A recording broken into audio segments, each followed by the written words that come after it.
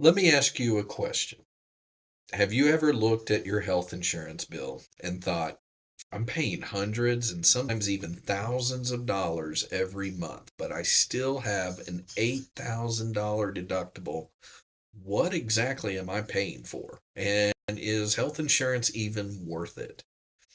I think that's one of the fairest questions anyone can ask today about their health insurance.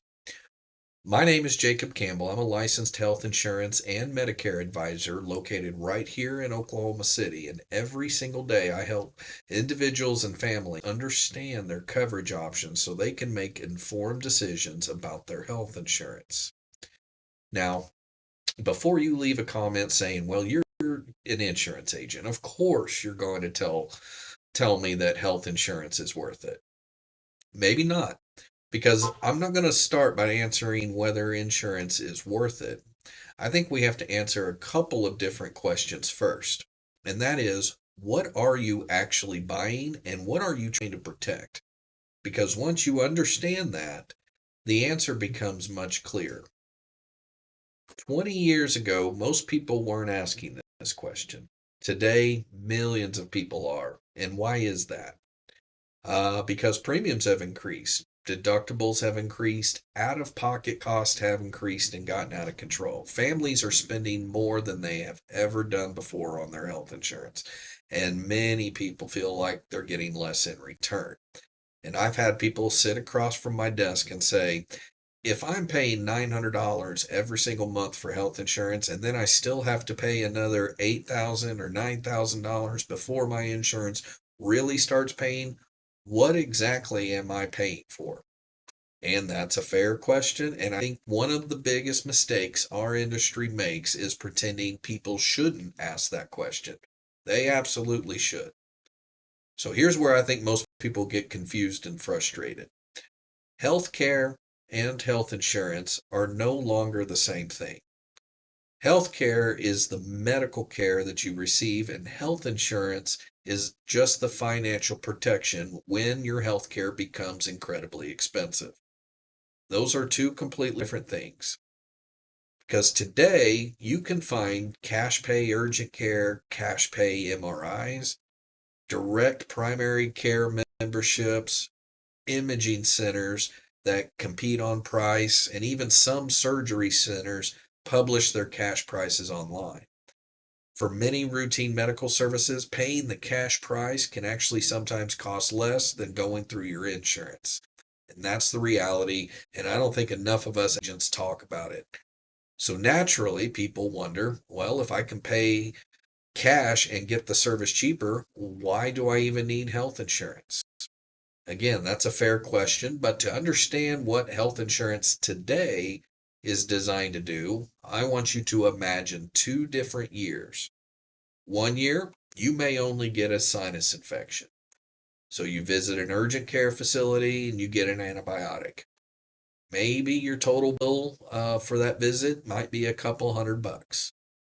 So insurance wouldn't save you very much during that year if that's all that you needed. And paying cash certainly would have saved you a bunch of money over the course of the year. Now imagine a different year. You get diagnosed with cancer, or you suffer a heart attack, or you're involved in a serious car accident, or you slip on some ice one winter and break your arm or leg, or your child spends a week in intensive care. Now, your medical bills aren't hundreds of dollars, they're hundreds of thousands of dollars, and sometimes even over $1 million. That's the difference. Insurance today isn't designed to make your routine healthcare inexpensive. It's designed to protect you from catastrophic healthcare costs. And unfortunately, we can't predict with certainty when those types of catastrophic years will happen. Most people don't experience financial hardship because they had strep throat. They experience financial hardship because one unexpected diagnosis or injury just changes everything. Nobody wakes up planning to spend $500,000 on healthcare, but every single day there is somebody that has to.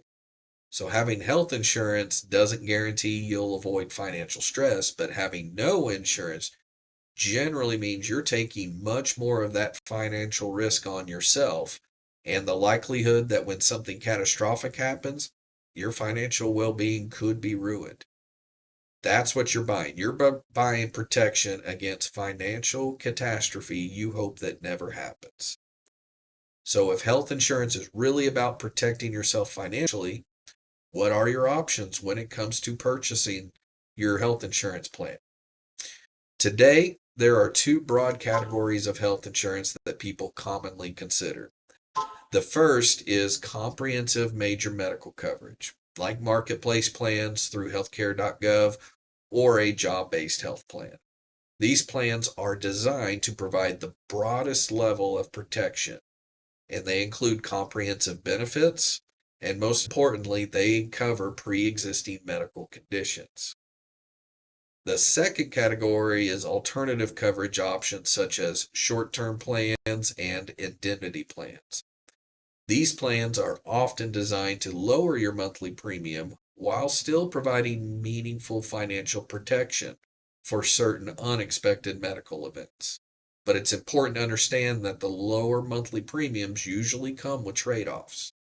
Depending upon the type of plan, those trade-offs may include more limited benefits, benefit caps, waiting periods, provider restrictions, or limited or even no coverage for pre-existing medical conditions. Now, that doesn't automatically make one type of coverage good or the other bad. It just simply means that these are designed to solve different problems for different people. The key is understanding exactly what you're buying before you make a decision. And that's really where this analogy comes in, because this is really how I explain it to my clients. Think of a comprehensive major medical plan as one really big umbrella. It's designed to protect you through almost every type of storm: rain, wind, snow, hail. No umbrella is perfect, but a comprehensive major medical plan is built to provide financial protection in a very wide variety of situations.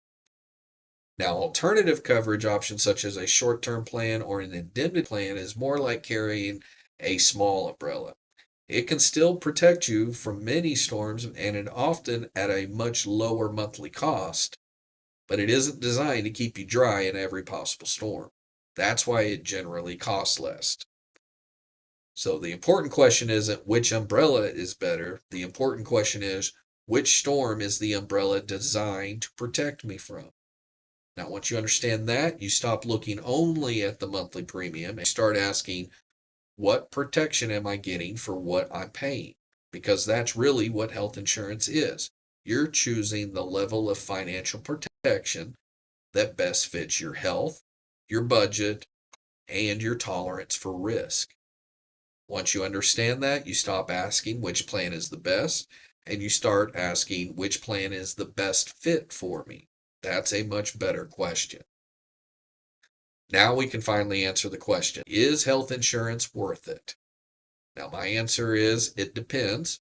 So if you qualify for a significant marketplace subsidy, absolutely it's worth it. If you have an ongoing medical condition, absolutely it's worth it. If you take expensive prescription medications, absolutely it's worth it. But if you're healthy, you don't qualify for subsidies, and you're looking at paying over $1,000 every month for a high deductible major medical plan, I do think it's reasonable to look at all your available options, including the alternative options, and understand the trade-offs before making your decision. Because that's really what health insurance is. It's a series of trade-offs. Your monthly premium, your deductible, your provider network, your actual coverage, and of course your financial risk. There isn't one plan that's perfect for everyone. There isn't one solution that's right for everyone. The best choice depends upon your situation. And here's what I've learned as a health insurance agent over the years. My job isn't to convince everyone to buy the same type of plan.